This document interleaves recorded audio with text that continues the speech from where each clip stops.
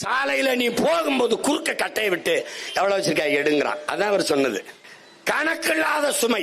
வீடெல்லாம் நீங்க கட்ட முடியாதே. செங்கலுக்கு வரி, சிமெண்ட்டுக்கு வரி, கம்பிக்கு வரி, எல்லாவற்றுக்கும் வரி. வரி கட்டலாம், வீடு கட்ட முடியாது. இப்படி ஒரு நாடு. குழந்தைகள் சாப்பிடுகிற பிஸ்கட்டுக்கு 18 விழுக்காடு வரி. முதலாளிகளின் லாப தேவைக்கு விற்கிற, குவியலுக்கு விற்கிற தங்க பிஸ்கட்டுக்கு 3 நாள் உட்கார்ந்து பேசி விவாதிச்சு 3 விழுக்காடு வரி விதிச்ச நாடு நம்முடைய நாடு. நீ பெரிய ஆள் தானே, மக்களின் நலன் சார்ந்த ஆட்சி முறையை நிர்வாகத்தை செய்யற மேதை தானே, அப்புறம் எதுக்கு வரியை குறைக்கிற? நீ விதிச்ச வரி மக்களை பாதிக்கிறது. அந்த பாதிப்போட தேர்தலில் நின்றால் நீ தோற்று போவாய். அதுக்கு பயப்படுற. நம்ம என்ன கேட்கிறோம் இந்த ஆட்சியாளர்கள்ட்ட?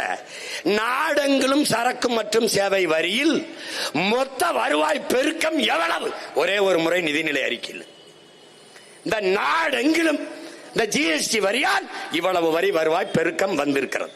இந்த பணம் பெருக்கம், இந்த வருவாய் மக்களுக்கு இப்படிப்பட்ட திட்டங்களாக பிரித்து பகிர்ந்து அளிக்கப்படுகிறது ஒரே ஒரு முறை.